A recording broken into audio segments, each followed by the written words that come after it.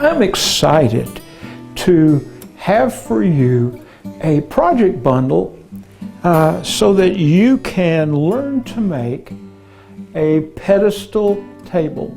Not just any pedestal table, a sculptured pedestal table. And we have 3 different pedestal tables in this bundle for you.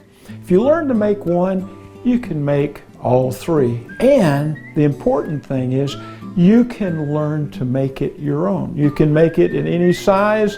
You can make it, you can sculpt it any way that you would like. So the idea is to teach you to make sculptured pedestal tables.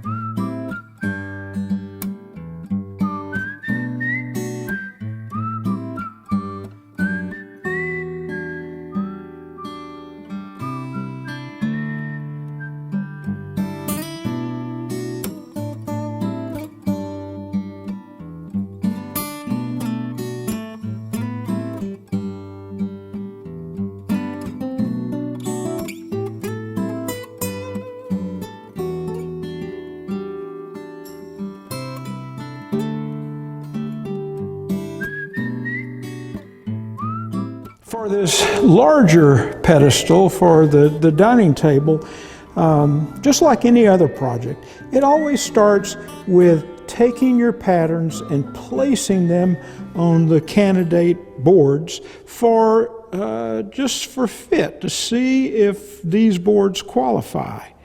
Now, I'm not so much looking for, I don't mind if there's some sapwood. In fact, sapwood gives it some character, especially if it's walnut.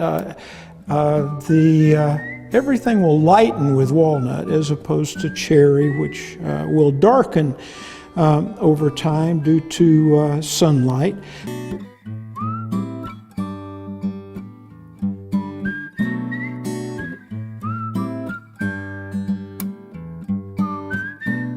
Now we've got all of our grooves plowed out. We've got a little bit left, and this is always fun, where you can pop these off, finish cleaning them out. I could have cleaned them out with the blade itself, but I didn't do that. And in case you used an ATB blade and has some ridges, I will show you how to take care of that. I found a scraper that just does a marvelous job with scraping and sculpting and those kinds of things.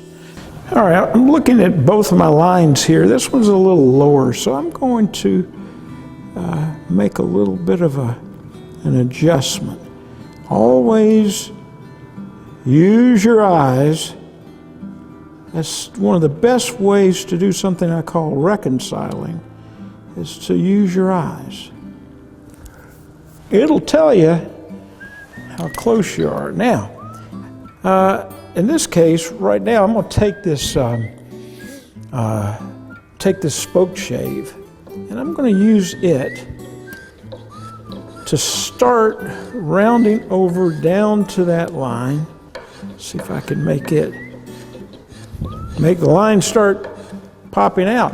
It really, what I'm trying to do is almost the same thing that the router did right in there, and leaving that line to pop out. So I'm kind of undercutting it a bit, if you get the idea, which works extremely well. Really, the next step after we chase all those lines around to working here in the middle and trying to ferret in to the column itself, like I showed you on the other piece. So let's go to that now. I've put an F at the foot end. So as I put each of the legs in, the foot will go at this end, and I won't end up with them going the wrong way and having one that the sculpting doesn't fit on. Because I'll show you, the next thing is lining up this is the sculpted piece here, and then we're going to go to the next one, and I've got them numbered there. And we're going to work this one with the column. We're going to work it in the column, and we're going to continue working it in the column. This is the one we were working on here. And so this is the foot end. It goes here, and I'm lining up the top there. On the other side, we got a nasty knot there. This got to be dealt with, but I'm going to come down.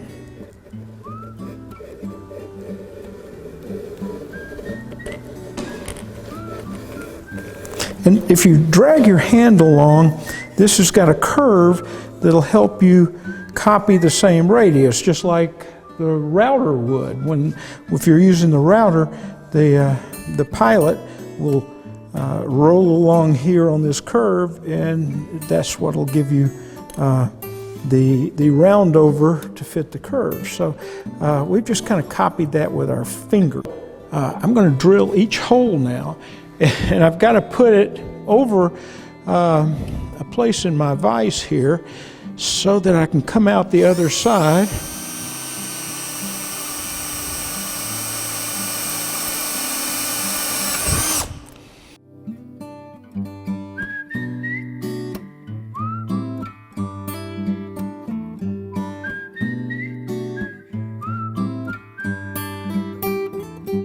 All right, so now we've got our holes. We got all of our sawdust falling out of the holes too. Yeah. Now we want to make sure that we flatten this just a bit up here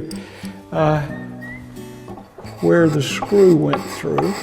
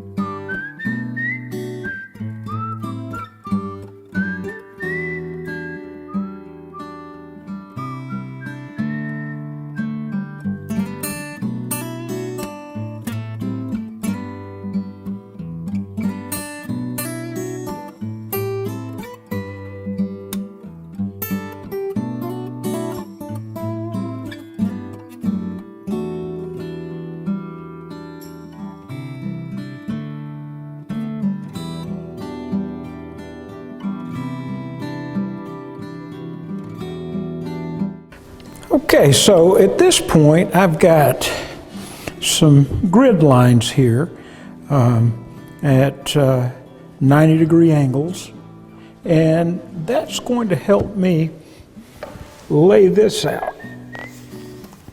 I'll sit it up here.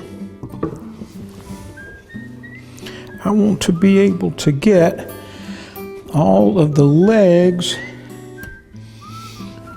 positioned in the right place. So I've got to walk around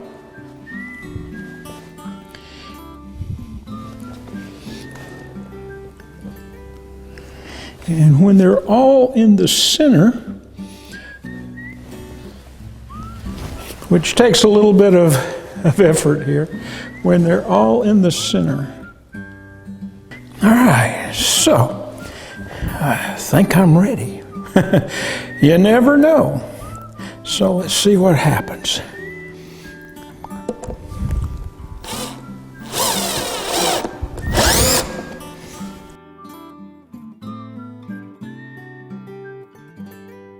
Any type of Danish oil finish is going to be just perfect. So I have an oil finish here that I can start putting on. You don't have to have a perfect environment to put on an oil finish.